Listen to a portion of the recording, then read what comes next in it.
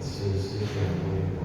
南无本师释迦牟尼佛。南无本师释迦牟尼佛。南无本师释迦牟尼佛。阿弥陀佛。阿弥陀佛。Selamat malam semuanya. Ya, kita lanjutkan basic Buddhism.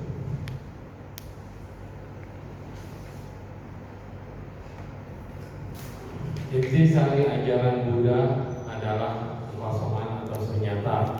Nah, apa yang dikatakan dengan sunyata atau kekosongan? Sejak zaman dulu dikatakan bahwa dalam momen yang dikatakan sunyata adalah kung atau kosong, emptiness atau sunya.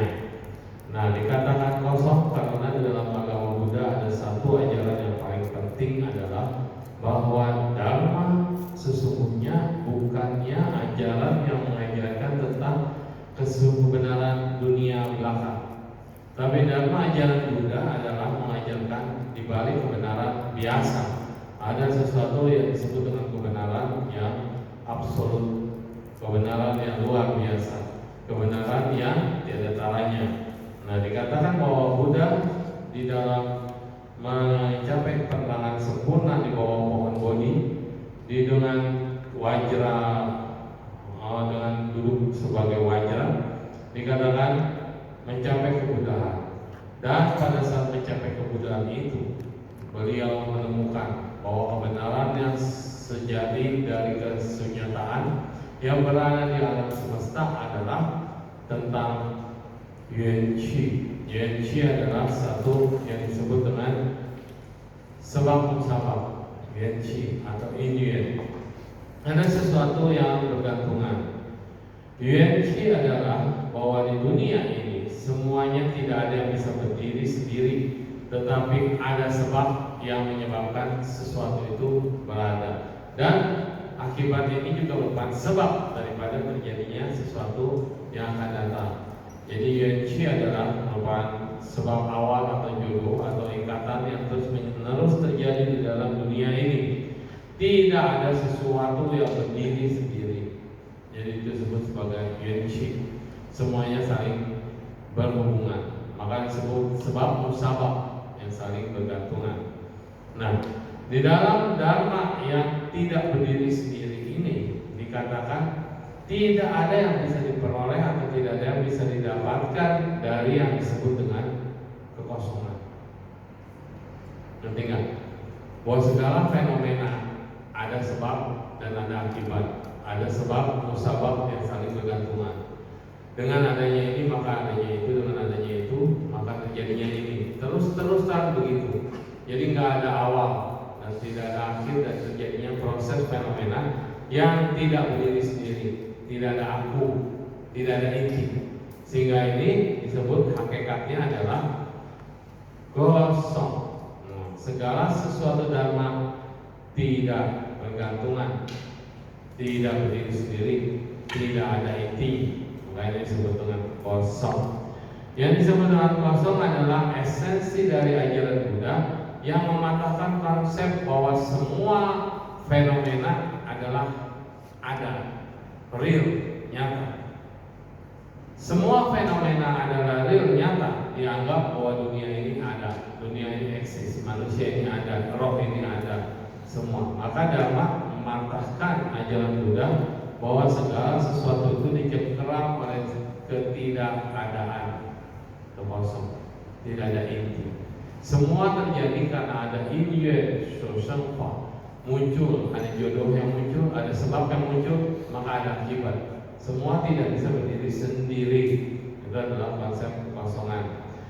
Kosong-kosong yang luar biasa sampai menghasilkan ke Wei Miao. Wei Miao itu sesuatu yang wonderful ya. Yaitu adalah di mana kosong yang bukan tidak ada. Kosong kung yang bukan tidak ada. Jadi ada perbedaan antara kung sama u. Ini kita berbicara tentang yo dan kung. Yo artinya ada, u artinya tidak ada. dan kosong bukan tidak sama dengan U, dan kosong versus dengan ada. Jadi U ini adalah tidak ada, kosong adalah bukan tidak ada. Nah, jadi pengertian dari Ku sama U ini tidak sama. Jadi yang dikatakan Yo ini adalah sesuatu yang ada siang, ada bentuk, ada bahannya. Ini dikatakan ada atau eksis. Yang dikatakan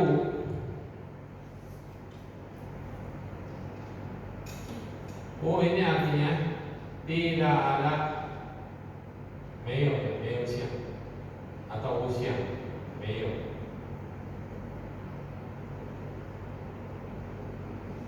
Tidak ada bentuk.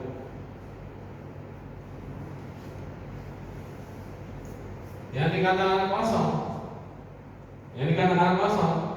dua ini adalah kosong. Yang dikatakan kosong adalah isi, yang dikatakan kosong juga bukan isi. Ini adalah kosong. Nah, ngerti kan? Makanya dikatakan kosong adalah isi, isi adalah kosong. Nah, meo siang tidak ada bentuk juga kosong. Tapi kosongnya tidak ada bentuk, dia tetap ada. Ya ngerti kan? Ya oke, susah. Ini merupakan high level. Jadi ketika bicara hakikat sesungguhnya dari segala ada dan ketidakadaan, kita sedang berbicara tentang sunya. Jadi sunya atau kekosongan adalah adakah manusia?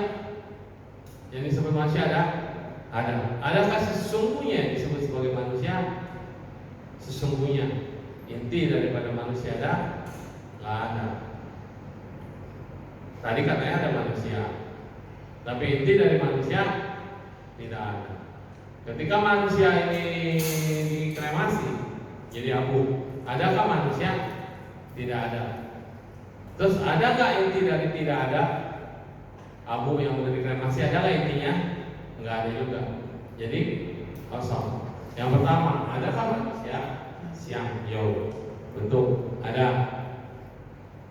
Adakah inti dari manusia? Tidak ada, sunyata, kosong. Setelah manusia dikremasi, manusia tidak ada. Adakah manusia? Setelah dikremasi, tidak ada. Nah, ada abu. Adakah inti daripada ketidakadaan manusia setelah dikremasi? Nggak ada, kosong. Nah, nggak ngerti kan? Jawab. Jadi untuk memahami kekosongan ini bahwa tidak ada yang berdiri sendiri di dalam apapun, fenomena apapun. Bahwa dunia ini eksis ketika dunia ini hancur. Adakah dunia? Kiamat hancur dulu, nggak ada. Tapi di dalam kehampaan, kosongan, dalam kehampaan kosongan, tiba-tiba dari kosong bisa terbentuk lagi dunia. Benar nggak? Kalau tahu fisika lah, nanya yang belajar fisika. Ini ruang hampa, tiba-tiba muncul bumi. Dari mana muncul? Dari ketidakadaan. Muncul planet dari mana? Ketidakadaan. Gimana munculnya? Ada teori Big Bang, ada teori segala macam, banyak kehancuran. Tapi kemunculannya dari mana? Dari ruang kosong. Benar? Albert Einstein. Teori relativitas. Albert Einstein mengatakan tidak ada inti dari semua inti. Sampai ditemukan atom, neutron dan proton. Itu pun masih bisa dibelah lagi, Terdapat atom-atom dari segala atom yang namanya atom dinamakan inti daripada atom. Tidak ada inti daripada atom, di mana atom di dalam atom terdapat atom yang merupakan atom dari segala atom. Apa yang disebut sebagai atom? Ternyata dalam atom ada atom lain, benar kan? Dalam atomnya ada atom lagi, betul? Nah, nggak ada yang disebut sebagai inti daripada atom, daripada segala atom yang bernama atom. Kecuali kacang atom. Kacang atom ada. Ketika masuk mulut tidak ada.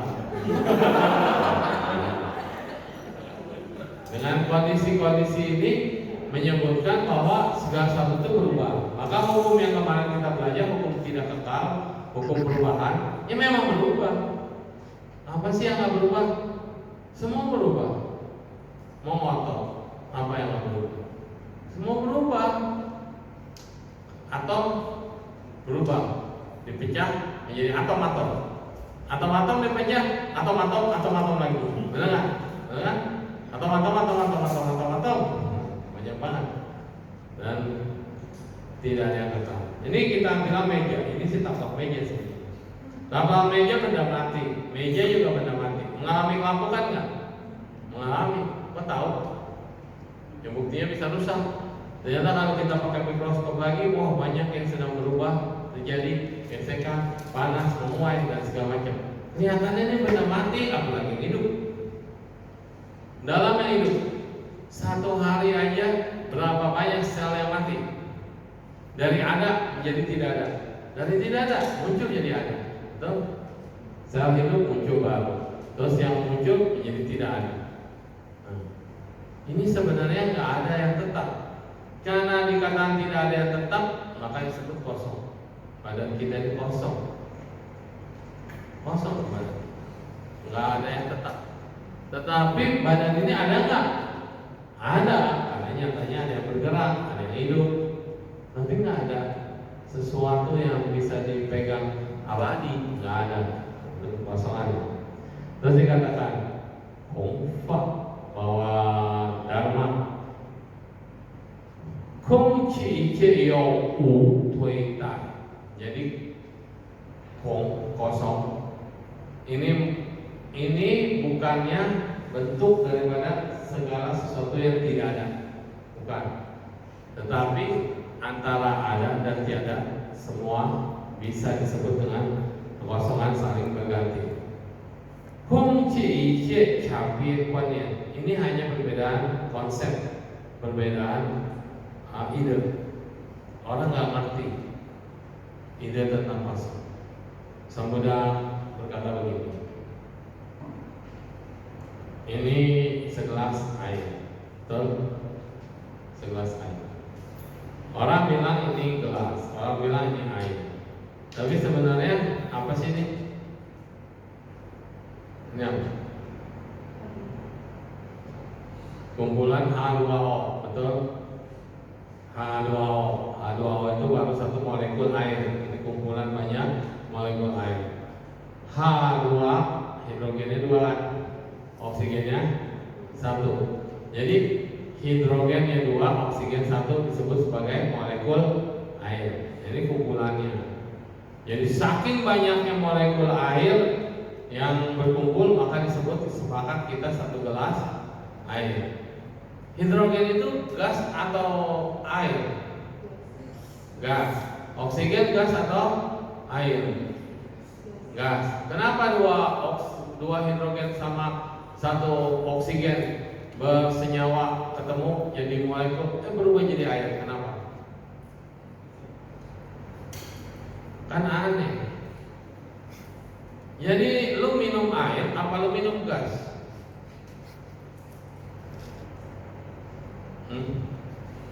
Yang kita minum ini air apa gas? Udara ya? Itu gas apa udara sih? Hidrogen dan oksigen itu namanya apa? Gas kan? Ya. Jadi kita minum gas apa minum air? Ini Buddha hebat, belum ada penelitian kayak gitu. Dia udah mengatakan bahwa air itu kosong, ternyata tidak ada isi. 2 hidrogen, 1 oksigen. 2 hidrogen gas, 1 oksigen gas, berkumpul senyawa jadi cair. Di udara ini ada hidrogen nggak? Ada oksigen nggak? Jadi di udara ini ada air nggak? Ada nggak? Ada. Yang jelas ada ya. Ada uap air kan di dalam ruangan ini kan, tapi nggak kelihatan kan? Malah keringat kita aja kering tiba-tiba berubah gitu. Tapi kurang pakai mikroskop. Jadi udara ini kosong atau isi? Ada kandungan kelembapan ya kan? Ada air kan? Ada uap air, betul? Setuju? Tapi kan kosong, nggak kelihatan. Mana ada pegang-pegang air? Bisa rasakan di sini ada air? Nggak bisa kan? Karena dia bentuknya gas. Tapi ketika ada satu mesin humidifier namanya, humidifier membuat udara masuk ke dalam mesin berubah menjadi air, betul? Kok bisa ya? Jadi sebenarnya air itu gas atau air? Ayo, bingung gua. Tolong jelasin. Tolong jelasin.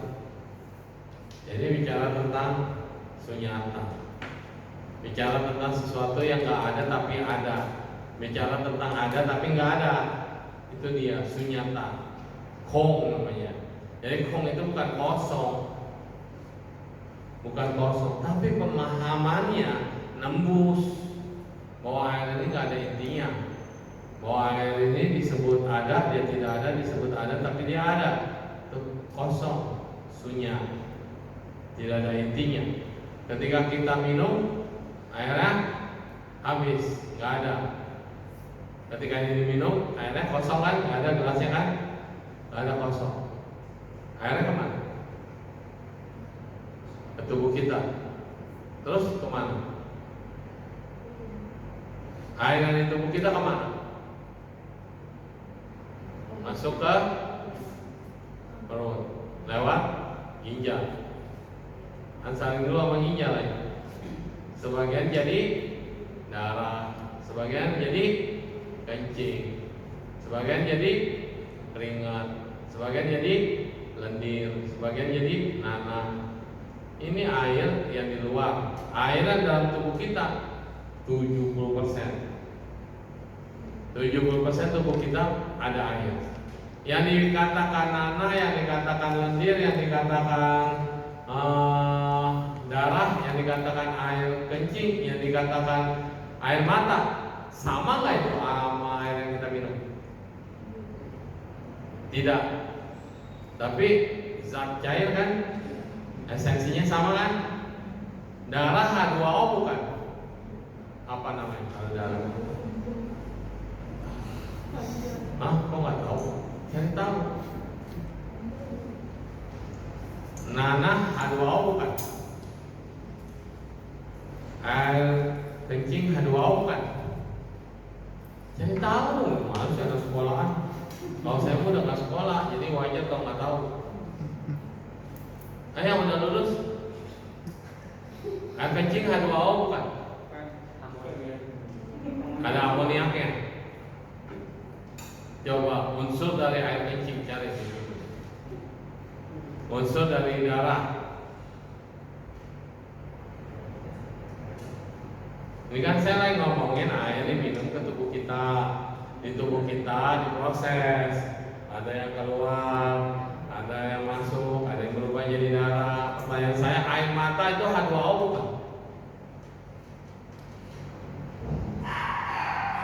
Kalau air kencing kan beda ya, warna beda.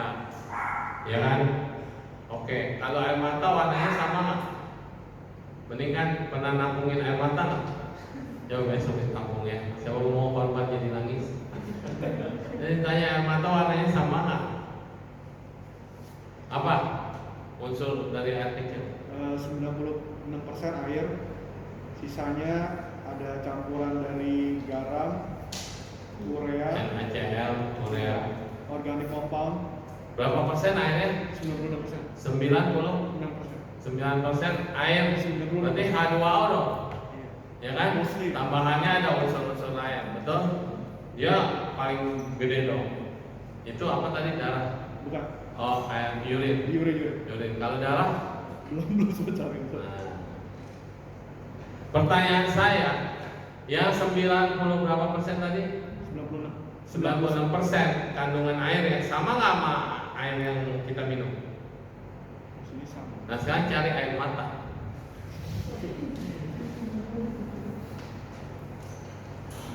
Kenapa kita harus bahas ini? Jadi artinya di dalam darah, di dalam nanah, di dalam air urin, di dalam air mata ini ada kandungan yang sama, betul? Tapi apakah sama? Sama nggak? Kalau dikatakan kandungan air di dalam segala sesuatu, sama nggak dengan air murni? Sama. Tapi ada unsur-unsur lain yang mempengaruhinya. Sekarang pertanyaan saya, itu yang berubah dalam tubuh kita. Minum berubah, ya. Sekarang ini air, kalau dikasih kopi, terus kalau dikasih teh, kalau dikasih apapun, berubah nggak? Apakah masih ada H2O-nya? Masih, karena dia sifat. Sifat itu selalu ada. Berarti sifat itu eksis. Benar? Sifat adalah eksis. Berarti eksis bentuk. Tapi ketika dia sudah berubah bentuk, ketika dia sudah menjadi kopi, ketika dia sudah menjadi air, ketika berubah menjadi air mata, ketika berubah menjadi nana dan segala macamnya, airnya ada. Tetapi eksistensi dari airnya ada, tetapi sudah berubah, betul? Sudah berubah, sudah nggak ada. Jadi inti air berubah. Dikasih kopi dia jadi hitam, jadi air urin dia jadi kuning, jadi nana dia ngentel, jadi apapun dia ada. Jadi sebenarnya air yang di sini udah berubah dan berubah itu dikatakan tidak ada bentuk airnya lagi. Darah bukan air kan? Jelas kalau darah air namanya darah, adalah air. Tapi itu namanya tetap darah.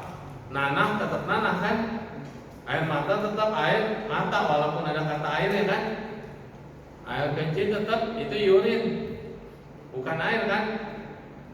Itu bentuk semua berubah. Ketika bentuk berubah, udah bukan air, tetapi di dalamnya masih ada kandungan air. Manusia dikremasi berubah jadi abu dan tulang. Apakah ketika kita hilang udara, hilang nafas, masih bisa disebut sebagai manusia? Ketika kita udah nggak nafas, mati berarti masih bisa disebut sebagai manusia? Enggak lah, disebutnya mayat kita. Kenapa bukan disebut orang lagi? Bukan disebut manusia lagi? Karena kurang satu unsur, yaitu unsur nafas. Ketika nafas berhenti, air terurai. Ketika air terurai, badan mulai bengkak, bengkak pecah. Dan ketika badan pecah, terurai unsur padatnya semua. Angin berhenti, api hilang kan? Ketika nafas nggak ada, respirasi nggak ada, api udah hilang duluan. Jadi yang pertama adalah angin hilang, api hilang, panas tubuh hilang kan? Api hilang, air terurai, dan kemudian air juga akan hilang, dan kemudian tinggal padat. Serta 4 unsur ini berubah ketika kita meninggal. Ketika kita meninggal 4 unsur berubah, itu sudah tidak lagi disebut sebagai manusia. Nah kayak gitu pemahamannya. Ya, Sang Buddha katakan bahwa segala sesuatu itu nggak ada yang dibilang manusia, terus abadi sebagai manusia. Ketika dia mati disebutnya sebagai mayat. Lebih parah lagi kalau binatang disebutnya bangkai. Nah, jadi tidak ada sesuatu yang eksis. Dan ketika kita mengenal bahwa kosong itu susah untuk dijelaskan, tetapi dia bisa berdiri sendiri. Kosongan itu eksis, dia ada, bisa berdiri sendiri. Kongyou pu'er keseje. Jadi tidak bisa dipisahkan antara ada dan kosong.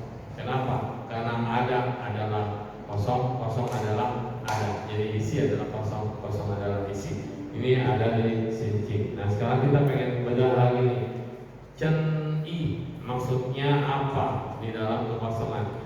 Di dalam Madhyamika Sastra atau Cunglun. Cunglun ini dibuat oleh Nagarjuna atau Lungsu Pusat. Kuan Setipin di dalam Sutra dalam bagian yang membahas tentang 4 kebenaran daripada observasi. Yang pertama, iyo hung iku, membahas tentang eksis dan kosong. I kefa tece, bahwa segala sesuatu bisa mewujudkan, terwujud. U kung iku, ketika kita berbicara tentang tadi eksis, bahwa segala sesuatu itu terbentuk. Ketika kita bicara tentang tidak ada, yang u tidak ada, maka i ce bujang, segala sesuatu itu tidak muncul. Jadi di dalam kuantitilun ini dikatakan kuantisipil, dengan adanya konsep eksistensi yo, maka segala sesuatu itu muncul, ada, eksis, muncul. Tapi ketika kita berbicara tentang kosong, tidak ada, maka segala sesuatu itu tidak ada yang terjadi. Ngerti nggak maksudnya? Salah ya. Emang susah sih ini. Kenapa diajarin? Karena umat Buddha harus ngerti ini untuk menjalani hidup. Kalau enggak, kita nggak bisa menerima. Ketika kita mengatakan ada ini, maka muncullah itu. Setuju? Setuju nggak? Ada proses muncul kejadian, pembentukan dan segala macam. Ketika memang segala sesuatu tidak ada, maka selanjutnya tidak ada. Tidak ada yang terbentuk, tidak ada yang terjadi. Contoh bikin kue, mau bikinnya kue bolu, misalnya kue bolu yang apa tuh, sifon misalnya. Tapi airnya kebanyakan atau terigunya kebanyakan atau airnya kesedikitan atau telurnya kebanyakan atau apa segala macam. Jadi nggak sifon, jadinya kue bantet, gitu kan. Bahannya sama, tapi kebanyakan atau kekurangan, jadi bantet, betul? Nah, jadi sebetulnya kalau kondisinya semua pas, maka terjadilah. Tapi kondisinya ada yang kurang, airnya kurang, sirupnya kurang, atau tepungnya kurang, maka tidak akan terbentuk. Tidak terbentuk itu, apakah tidak ada? Jadi yang tadi kue bantet, ada nggak kuenya? Katanya nggak ada, aku bilang. Misalnya nih, kue bahannya ini, kalau bikinnya benar, maka terjadilah kue sifon. Ini bahannya ada, tapi ada bahan yang nggak ada.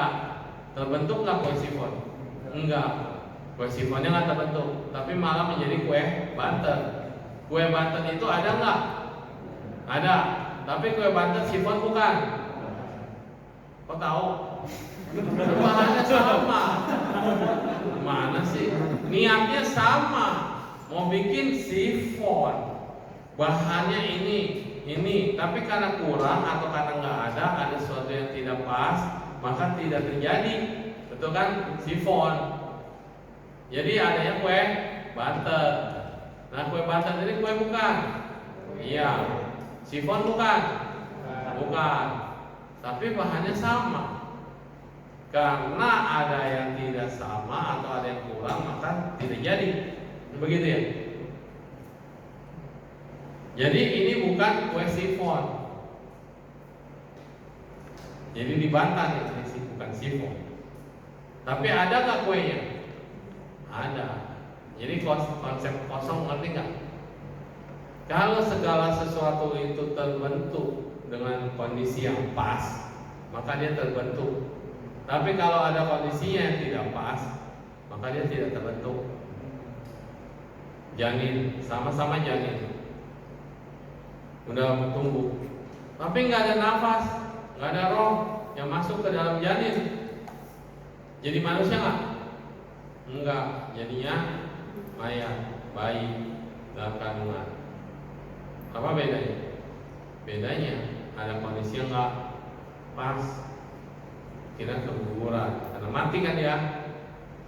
Nah, jadi dikatakan ada, dia ada.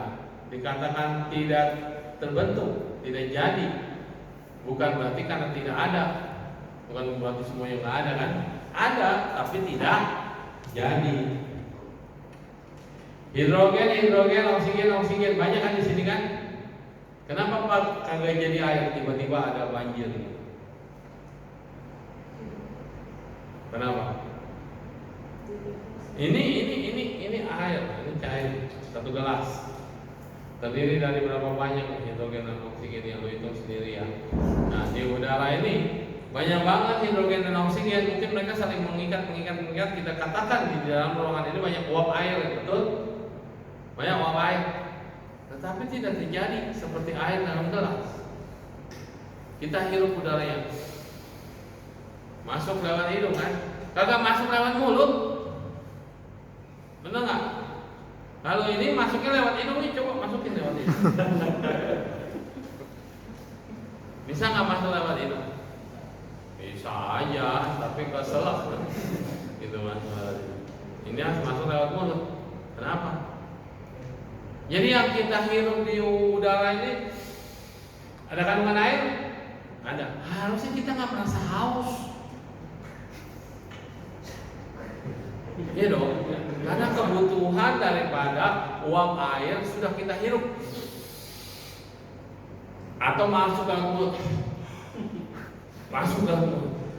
harusnya kita tidak haus. Bingung kan? Kayak gitu aja nggak bisa jelasin, apalagi mau ngomong tentang nibbana. Kalau itu udah bisa jelasin, maka Anda ngerti konsep nibbana itu ada apa nggak ada sih? Nah, ya kan?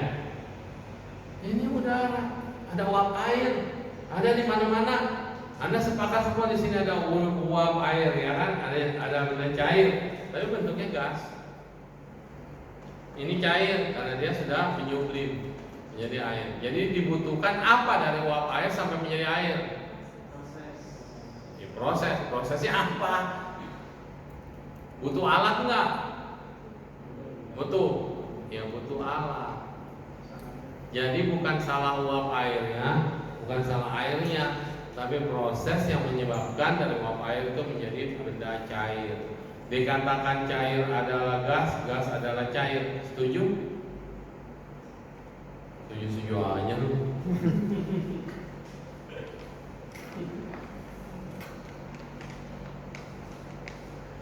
Uap air adalah cair, cair adalah uap air bukan cair bukan uap air hanyalah cair hanyalah uap air. Setuju?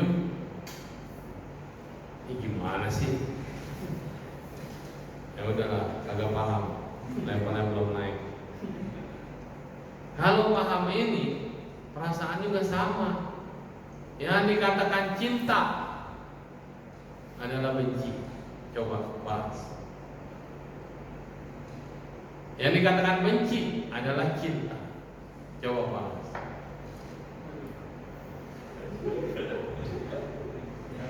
Siapa yang udah pernah putus? Waktu dulu pacaran bilangnya cinta, setengah mati, cinta mati. Sehidup semati, satu hidup satu mati. Ya, cinta. Begitu putus, masih ada nggak cintanya? Harusnya masih ada. Harusnya. Jadi kalau udah putus ditanya, siapakah orang yang pernah berjasa dalam hidupmu, menemani selama berapa tahun bersama? Ada nggak? Orangnya ada nggak? Ada kan? Tidak bisa dipungkiri itu bagian dari hidupmu kan? Apakah masih ada cinta saat ini? Hah? Harusnya ada ya. Ini kenapa berubah? Kenapa nggak bisa? Ini yang mau menikah nih, saya kasih tahu nih ya. Hai Dion, apa pernah ada cinta? Sebelum yang ini ada? Sekarang udah nggak ada. Hah? Masih ada apa udah nggak ada?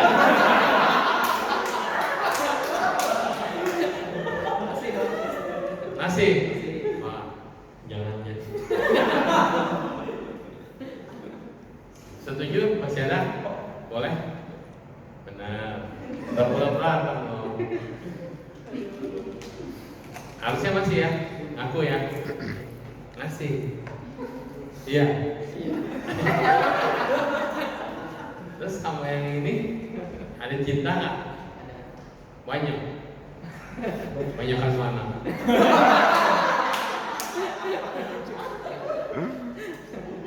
Gak pulang berantem beneran. Ya logikanya memang begitu. Semua yang udah proses sudah dijalani, semua ada, tapi berubah. Ada proses perubahan. Dan kenapa berubah? Katanya masih cinta, kok nggak main ono? Kenapa main ini?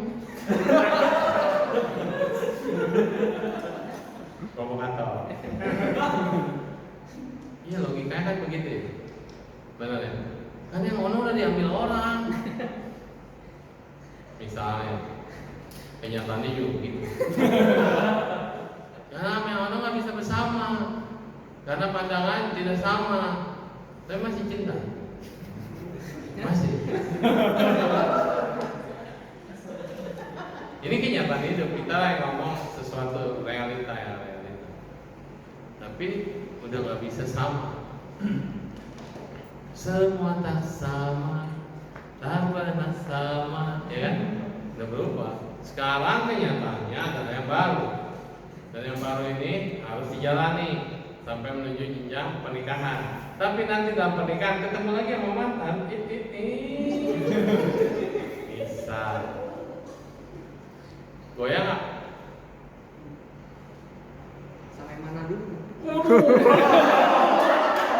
Pria sejati. Pria sejati. Nih, benar. Ini kenyataan realita. Di luar juga banyak kan, begitu. Jadi permasalahan hidup munculnya dari mana? Karena yang dikatakan cinta sesungguhnya bukan cinta, tapi hanyalah cinta. Itu cingkang-cing. Yang dikatakan titik-titik sesungguhnya bukan titik-titik, tetapi hanyalah titik-titik. Mengerti ini? Kita tidak akan marah, tidak akan kesal. Karena cinta hanya proses yang dinamakan cinta. Sesungguhnya bukan cinta. Jadi apa kalau bukan cinta? Kebersamaan, sama-sama saling menjaga, saling ada, cuma berduaan, nggak ada dunia yang lain, yang ngontrak juga dia doang, yang lainnya mah sebodoh amat, benar kan? Ini kondisi yang namanya proses. Tapi ketika ini tidak ada lagi, tidak ada kebersamaan, tidak ada satu yang saling mendukung, tidak ada lagi kepentingan, tidak ada lagi segala macam, semuanya berubah, tidak ada, kosong. Benar kan? Berubah, bukan cinta. Jadi apa namanya? Jomblo. Ya udah gak ada cinta kan? Berpisah. Nah, tetapi hanyalah cinta. Cinta yang kau rasakan, cinta yang pernah kau rasakan itu ya udah lewat gitu aja. Itu namanya proses. Kan kita balik yang dinamakan benci, tetap sesungguhnya bukan benci. Karena nggak ada benci yang sejati, nggak ada. Kalau benci sama orang, ternyata orang itu dulu pernah nyelamatin hidup dulu. Orang itu dulu pernah berjasa pada kita. Benci di mana? Terus kemudian berubah dia jadi baik sama kita. Sesungguhnya bukan benci, tetapi hanyalah benci. Tetapi hanyalah benci. Ini adalah kesadaran yang muncul bahwa kita tidak bisa lagi membenci orang itu. Orang juga pasti berubah. Tidak bisa membenci, tapi hanyalah benci. Benci yang udah lewat ya udah tidak sama lagi dengan benci yang pertama. Kebencian pertama berdasarkan emosi, berdasarkan kondisi, berdasarkan apa. Nah ini yang disebut dengan yin shou sheng fa. Ketika jodoh itu muncul, ketika proses itu ada, maka bisa menghasilkan apapun. Jadi jodoh bisa menghasilkan cinta, bisa. Jodoh bisa menghasilkan benci, bisa. Jodoh bisa menghasilkan cinta dan benci, bisa. Karena cinta dan benci itu satu paket. Ketika Anda menyatakan I want to marry you, gitu ya. Tapi di situ ada divorce, ada bibit perceraian. Dan seseorang menyatakan I love you, but I hate you. Ketika menyala cinta, di situ ada bibit benci, benar nggak? Benar, karena buktinya kalau seandainya betul cinta, selamanya tidak akan berubah, cinta terus, makin cinta, makin cinta, makin cinta, tidak akan berubah. Tapi makin cinta aja berubah nggak? Berubah. Level 2, level 3, level 4, level dewa. Benci juga tadinya biasa saja, lama-lama bencinya menjadi luar biasa. Dengan menyadari ini adalah proses perubahan. Maka kita harus bisa menerima. Di dalam bahagia ada bibit duka, di dalam duka ada bibit bahagia. Karena ternyata suka dan duka adalah pu'or, tidak bisa dipisahkan. Seperti dua mata uang logam, keping dua mata uang seperti keping apa? Seperti mata apa? Seperti dua mata keping. Ya, seperti dua mata inilah, dua sisi. Ketika sisi yang atas kelihatan dia putih, ketika sisi yang bawah kelihatan dia hitam. Tapi ketika dia hitam, sesungguhnya ada nggak yang putih? Ada. Jadi kalau Anda sedih, sesungguhnya ada nggak bahagia? Ada. Ketika Anda bahagia, sesungguhnya ada kesedihan nggak? Ada. Jadi sedih dan bahagia terus-terusan ganti-gantian peranannya, karena dia satu paket. Ketika kita bahagia, ada intensitas sedih yang berkurang. Ketika kita sedih, ada intensitas bahagia yang berkurang. Karma juga selalu berbarengan. Karma baik dan karma buruk tidak pernah berdiri sendiri. Saat karma baik muncul, karma buruk itu berkurang. Saat karma buruk muncul, karma baiknya yang berkurang. Tapi bareng sebenarnya. Makanya ketika Anda dicopet, duka kan, ditangkan, tiba-tiba ada teman kasihan, kasih lo ongkos pulang, boban. Karma baik semua, bisa pulang. Tadinya nggak punya duit. Ketika Anda misalnya dapat berkah, dapat rezeki misalnya, dapat motor, ya kan? Berbuah karma buruk, karma baiknya dapat motor. Tapi langsung karma buruk berbuah, pajak motor. Harus bayar. Benar kan?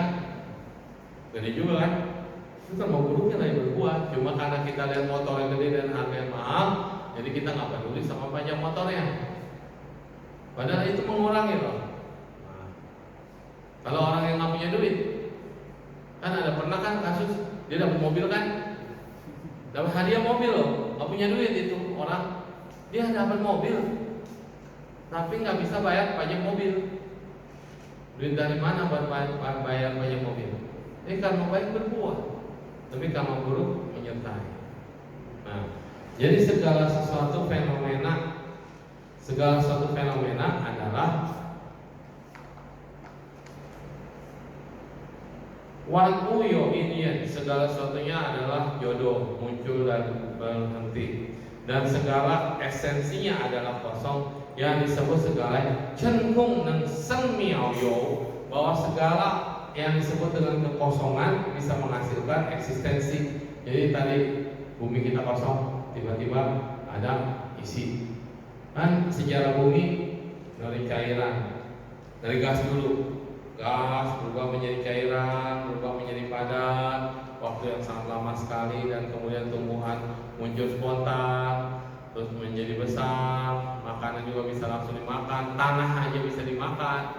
Itu kan riwayat hidup manusia, bumi terjadinya. Ini melalui proses yang sangat lama, dan proses yang lama ini terus berubah. Rambut kita aja dari hitam bisa menjadi putih, mana bisa kita pertahankan tetap hitam. Bumi ini terus berproses itu untuk kesempurnaan, betul? Dan kemudian makhluk cahaya yang udah bercahaya dari abasara turun ke bumi, terus melihat makanan bisa dimakan, langsung tanah bisa dimakan, nikmat, enak. Tadinya sebelum tanah cairan kayak susu, kayak madu. Wah, semakin serakah manusia, semakin berubah, cahayanya hilang. Terus kemudian muncul bentuk fisik yang bagus semakin bagus, yang jelek semakin jelek, dan kemudian makin makan, makin kelihatan bedanya. Setelah makin kelihatan bedanya, badan berubah, terus yang bagus menganggap sombong. Dan akhirnya terus evolusi itu ada dan terus berubah, tidak ada yang fix. Karena terus berubah inilah, terus berubah dari tanaman yang tadinya cepat panen jadi lama. Terus kemudian pohon-pohon yang tadinya besar-besar, karena ada pohon-pohon kecil, pohon-pohon yang sayur yang apa segala macam, tadinya pohonnya keras-keras, ada macam-macam, jadi semua muncul. Manusia yang tadinya bentuknya kayak gimana berubah. Kita lihat manusia purba, manusia sekarang dan yang akan datang. Cowok zaman dulu, cowok kemudian, dan cowok yang akan datang. Dulu nggak ada yang dandan, akan datang dandanan semua, begitu kan? Ya logikanya kan begitu. Berubah, nggak ada yang nggak berubah. Terus siap nggak kita mengalami perubahan? Ya pasti, karena inti dari perubahan adalah kesempurnaan. Kita ini mau menyempurnakan sesuatu yang belum sempurna. Itu adalah proses perjalanan hidup. Maka kosong itu untuk supaya kita sungguh. Ketika Anda semakin pintar, harus sadarkan kosong. Mau berdebat, gelasnya masih penuh, mau ngajar atau mau menerima segala sesuatu. Kalau gelasnya penuh, apakah saya bisa tambahin sesuatu yang baru?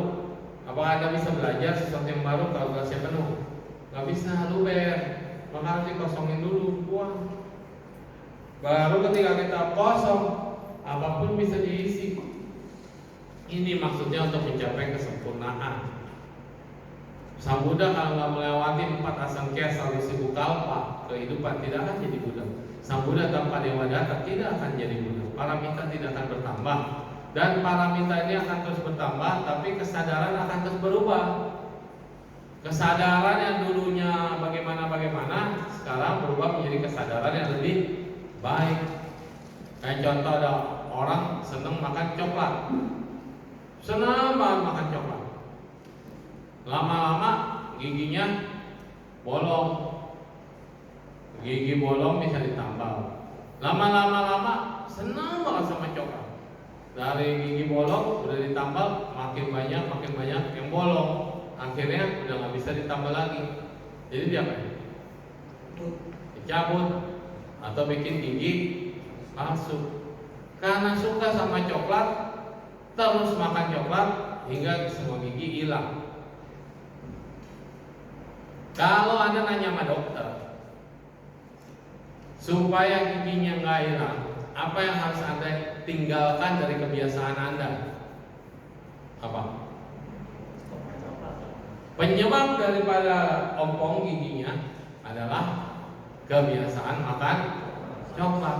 Maka kalau nanya sama dokter, yang harus ditinggalkan adalah kebiasaan makan coklat. Itu yang dikatakan dokter.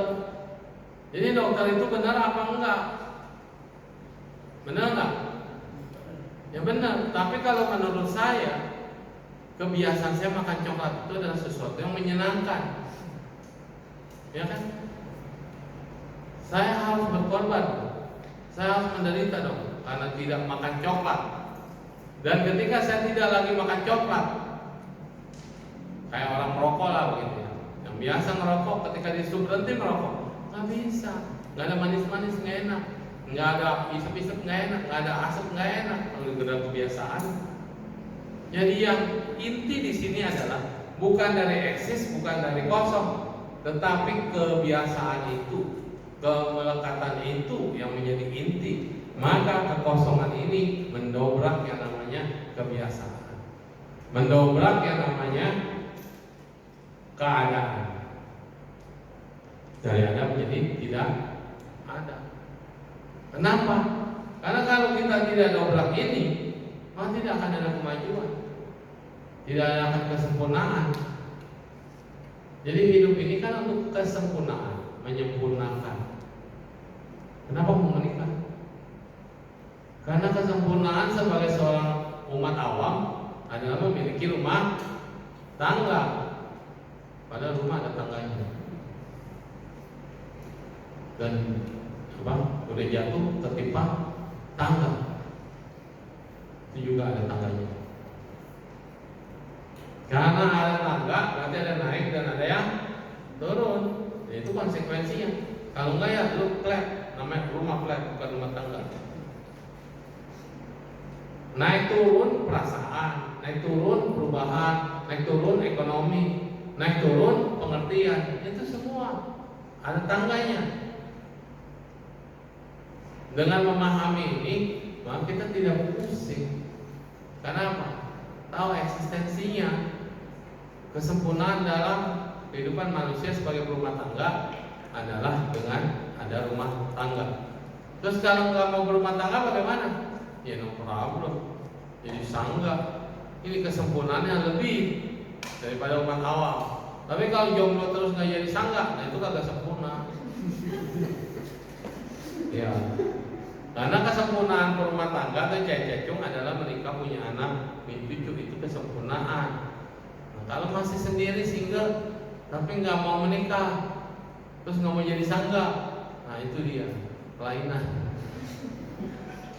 Karena dia tidak memutuskan untuk berumah tangga dan dia tidak memutuskan untuk menjadi sesuatu yang lebih baik.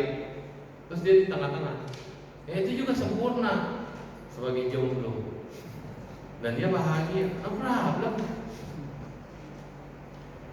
Gak ada masalah kalau agama Buddha mah ya. Anda mau jadi berumah tangga silakan, mau menjadi anggota sangga silakan, mau jadi tengah-tengah juga silakan. Maka nggak ada ribut-ribut kalau di Buddhis. Nah sama, Anda senang cewek silakan, Anda senang cowok silakan, Anda senang tengah-tengah silakan. Nggak ada paksaan di Buddhis. Itu kenyataan dan realita. Tapi kita harus bisa lihat di sini ada masalah, yes, selesaikan masalah itu di situ.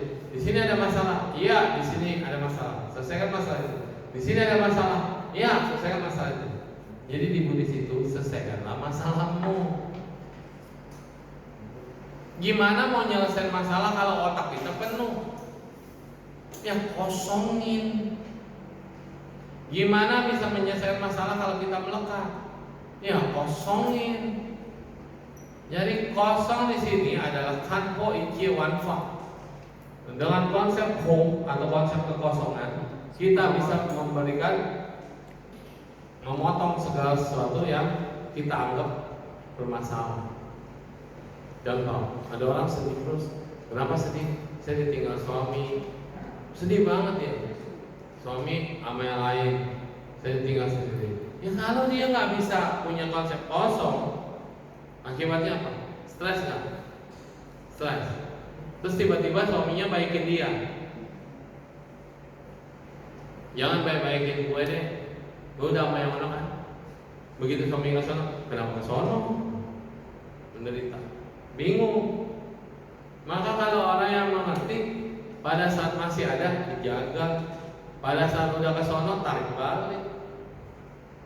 Dan jangan anggap jadi masalah. Ya udah, yang udah. Sekarang benar-benar bisa nggak?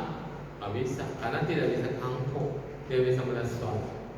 Kalau memang mau melekat, ya menderita. Kalau mau melepas, ya bahagia.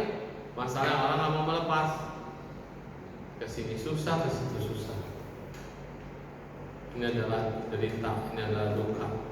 Maka melepas namanya fangxia. Fangxia ikie wanfa. Ketika fangxia ikie wanfa, kita bisa mendapatkan dengan mengerti kekosongan dari tadinya ada, yo dilepaskan sehingga kosong. Dan ketika kosong, sesungguhnya kita tidak kosong. Karena dibilang kosong ada isi adalah kosong. Nah itu pengertiannya. Kung cenli te kainian pandangan dari kebenaran itu bagaimana bisa berubah.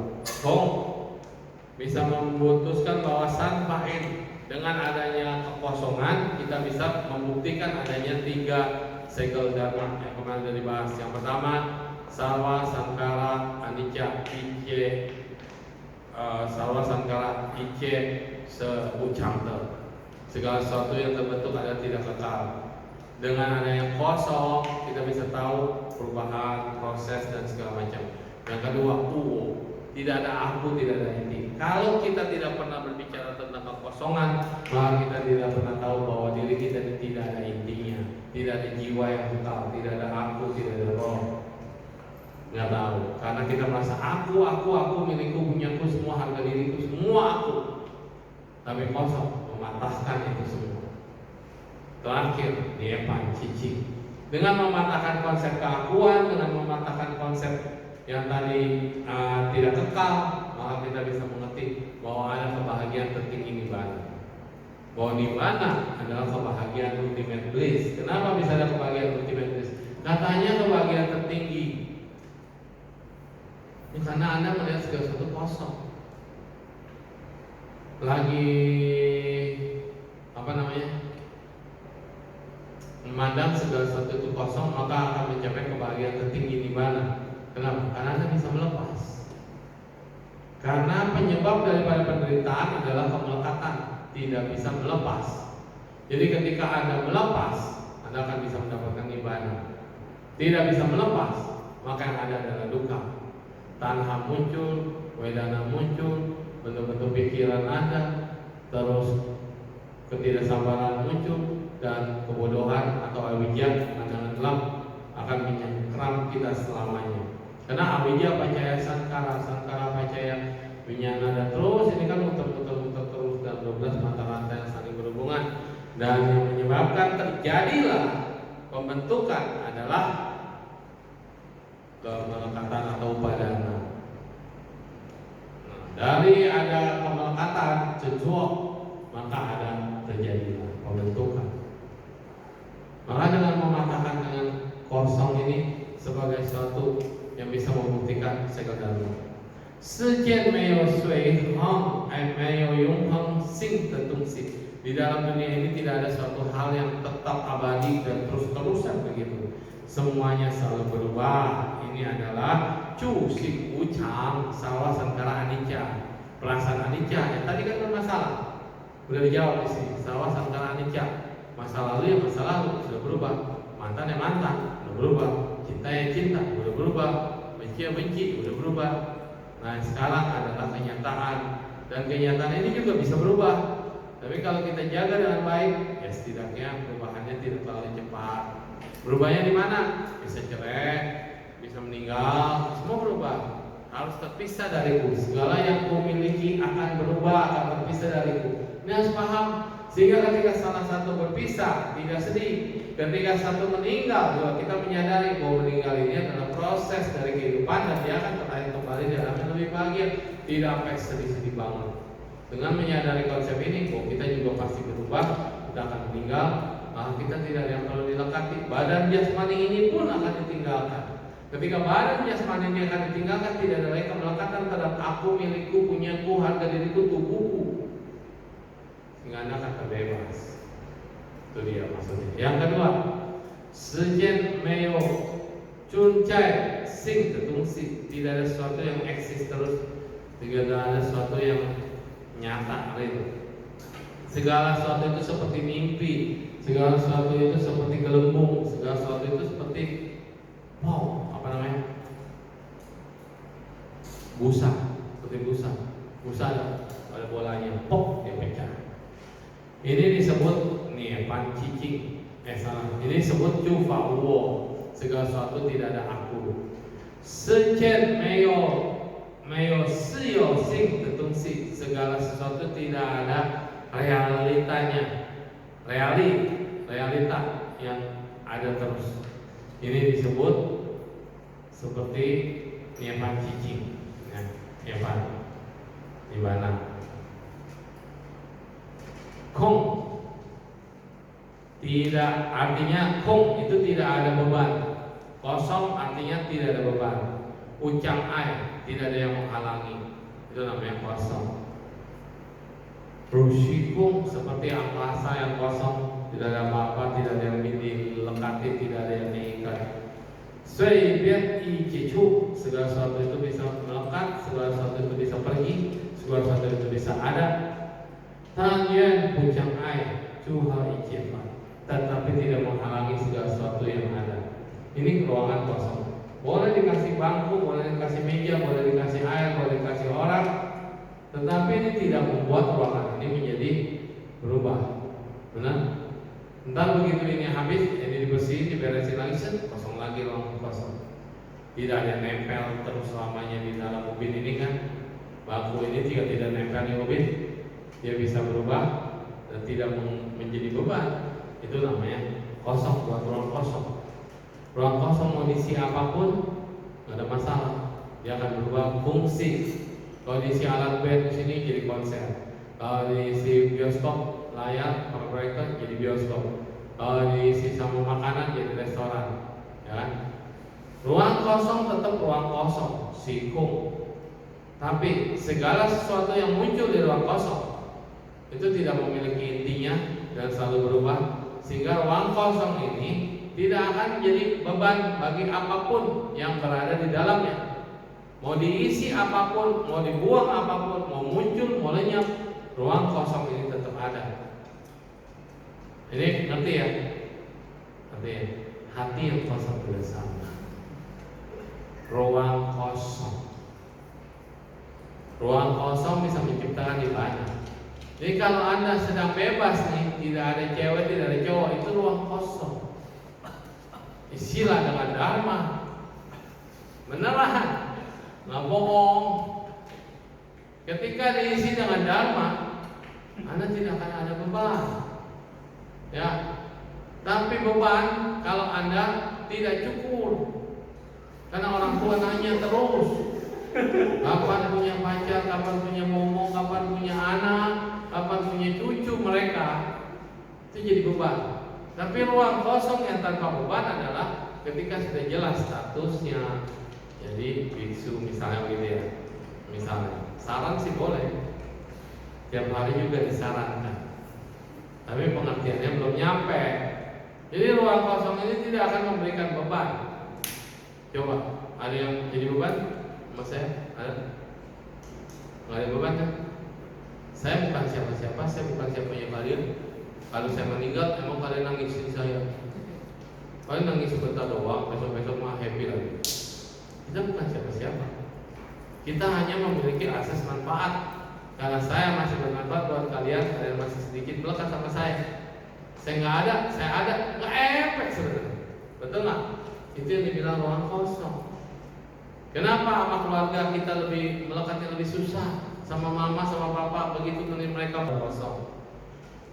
Tas setulun mengatakan Niepan Chung Iu Niepan Siang. Di dalam nibana tidak ada bentuk nibana. Niepan Kung Setik I Kong. Kosongan nibana juga disebut sebagai kosong yang sangat berarti. Nang sejufa siang Kung bisa mewujudkan segala dharma adalah kosong.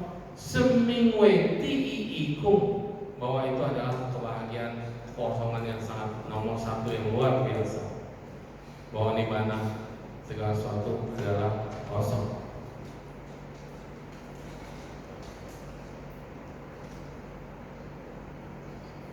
Di dalam dunia ini, apalagi yang tidak bisa dilampaui selain nibana itu sendiri. Nah, jadi sebelum kita menuju nibana, kita masih dicengkeram oleh kondisi ada. Setelah kondisi tidak ada lenyap, kondisi ada lenyap, maka kita menuju pada kondisi kekosongan yang sejati. Oke. Bagaimana mengenali kosong? Apa yang membedakan kosong dan isi? Isi bukannya lawan dari kosong, kosong juga bukannya lawan daripada isi. Tetapi agama Buddha mengatakan isi dan kosong adalah satu bagian dari dua sisi. Isi dan kosong adalah satu bagian dari dua sisi. Segala fenomena dhamma adalah kosong, tetapi segala sesuatu yang ada di dalamnya itu adalah isi. Tetapi cesing itu tidak ada suatu isinya, tidak ada intinya. Dan segala sesuatu yang ada, segala fenomena yang ada juga tidak ada isinya. Siang yung sekung ute, bukan segala sesuatu yang dikatakan tidak ada, tetapi ada. Wah, bingung kan? Bagaimana bisa mengenali kekosongan? Dengan melihat bahwa segala sesuatu yang ada bentuknya bisa digunakan dan mengenali tidak ada inti, maka disebut dengan kosong. Yang tadi sudah kita bahas panjang lebar. Kita bisa mengenali bagaimana kosong itu bisa mengenali. Hatiku kosong, hatiku hampa. Tapi karena hatiku hampa, hatiku kosong, berarti pernah ada yang ngisi. Ketika yang pernah ada ngisi itu tidak ada, berarti akan ada yang ngisi. Jadi ketika mengatakan akan ada yang ngisi tapi belum diisi, bukan berarti itu kosong. Langsung yoyo aja dulu. Ini kosong, berarti pernah ada yang ngisi. Tapi karena sekarang kosong, dan bukan berarti tidak ada yang akan ngisi. Benar ya? Sepakat nih. Tapi di antara sebelum ada yang ngisi, Anda menyadari bahwa sekarang sedang kosong. Jadi kosong ini apakah akhir dari segalanya? Tidak. Karena Anda yakin pasti akan ada yang isi. Tapi itu pun akan berlalu. Yang menyebabkan kosong adalah tidak melekat. Bahagia saat isi, bahagia saat kosong, bahagia saat isi kembali. Bahagia bila itu pun berlalu. Jadi kebahagiaan ada di mana-mana dan berarti fenomena kekosongan. Paham? Nah ini yang ngajarin. Jadi ketika orang meninggal jangan sampai sedih. Ketika orang berpisah jangan sampai terlalu sedih. Kenapa? Karena semuanya seperti itu kondisi dunia. Kesedihanmu akan menyeretmu pada penderitaan, dan penderitaanmu akan menyeretmu pada kemelekatan. Kemelekatanmu akan menyebabkan lingkaran yang terus-menerus terjadi. Muter-muter lahir tua sakit mati, lahir tua sakit mati. Sama orangnya itu lagi. Yang bikin kita benci dia juga, yang bikin kita cinta juga dia juga, yang bikin kita tidak suka juga dia, yang bikin kita suka juga dia. Ini namanya panggung sandiwara lakonnya. Panggungnya sama, lakonnya beda-beda dalam setiap kehidupan orang yang itu juga. Benar? Kita kumpul di sini ada jodoh. Kenapa bisa kumpul? Ya karena masa lalunya pernah kumpul. Nggak mungkin dulu kita nggak kenal sama sekali dan sekarang kumpul. Kalau kumpul pun tidak ada perasaan, tidak ada hati, pulang besok nggak datang lagi. Nah itu tidak ada hubungan dengan masa lalu. Tapi kalau kumpul dalam satu komunitas, bisa berada dalam komunitas, nah ini kan panggungnya sama. Dulu mungkin saya orang tua kalian anak saya. Sekarang saya anak kalian. Besok saya jadi saudara kalian. Besoknya lagi jadi pacar atau suami istri kalian. Besoknya lagi jadi guru dan murid. Besoknya murid jadi guru dan segala macam. Orangnya sama, lakonnya beda. Kenapa? Karena ada kondisi cinta dan benci. Kita bersama. Kalau jadi guru dan murid, saya benci banget sama kalian. Kalian juga benci sama saya. Dibilang saya dosen killer. Kalau jadi orang tua sama anak, yang tadi ada di berita, orang tua perkosa anak atau anak bunuh orang tua. Kalau jadi suami istri, ciong terus nggak pernah aku berantem terus, tapi kalian tidak bisa pisah. Kalau jadi macam-macam lah begitu, dengan benci ya. Nah, tapi itu pun akan berlalu. Ini berapa? 9 lewat. Iya. Pas. Lewat 5. Oh ya sudah. Jadi hari ini kita berbicara tentang segala fenomena yang disebut dengan kosong. Ternyata dalam agama Buddha, kekosongan itu memegang peranan terpenting. Makanya disincing adalah sutra hati. Esens dari ajaran Buddha adalah se-jizakung. Se-nya bukan cuma rupa, tapi se-sosial sing se-sekung. Rupa pada pancaskanda adalah kosong, kosong adalah pancaskanda. Dan menyadari ini, maka kekosongan dalam agama Buddha sangat penting sekali, sehingga kita bisa mengerti bahwa segala sesuatu itu tidak ada inti yang tetap, tidak ada aku, tidak ada ego, no me, no you, no I, no dog, no money. Semua adalah tidak ada aku, milikku, punyaku, dan segala macam. Segala sesuatunya berubah, segala sesuatunya terus berubah. Tidak ada yang kekal, tidak ada yang selalu sama, tidak akan ada yang selalu terus-terusan begitu. Segala sesuatu adalah berubah. Karena berubah, maka tidak ada yang perlu dilekati. Karena tidak ada yang perlu dilekati, maka segala sesuatu Anda harus bisa menerima.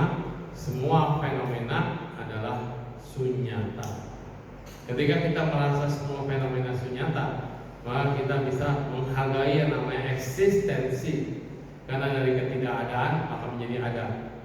Dan ketika ada, Anda tidak boleh sia-siakan. Ketika tidak ada, jangan disesali, jangan diratapi. Tapi ketika ada, rasakanlah, bersamalah, bahagialah, dan jalanilah. Itu dia. Maka hidup kita tidak akan menderita.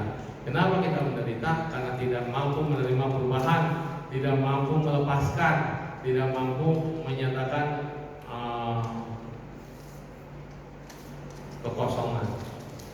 Saya menganggap ada, eksis, duka ada, sedih ada, marah ada. Karena kita menganggap duka, sedih, marah ada, maka kita tidak akan bahagia. Dan kalau lagi menderita apa selama itu pun berlalu, itu pun berlalu, itu pun berlalu, oh, berarti kosong. Ketika kosong, maka kita bisa melihat sisi yang lain daripada duka adalah suka, sisi yang lain daripada miskin adalah kaya, sisi yang lain daripada menderita adalah bahagia. Karena ini satu paket. Tinggal balikin aja, koin tinggal dibalik, koin tinggal dibalik.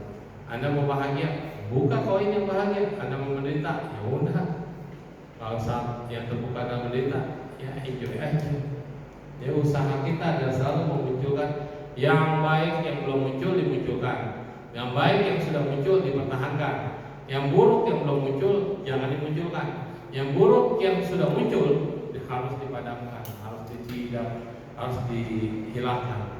Itu adalah konsep Inyen Shosempa, Inyen Somye, konsep daripada hukum perubahan sebab musabab yang saling bergantungan. Ya, saya Allah, semoga semuanya memperoleh berkah, kedamaian dan kesejahteraan. Semoga semuanya memperoleh damai. Bisa paham ya?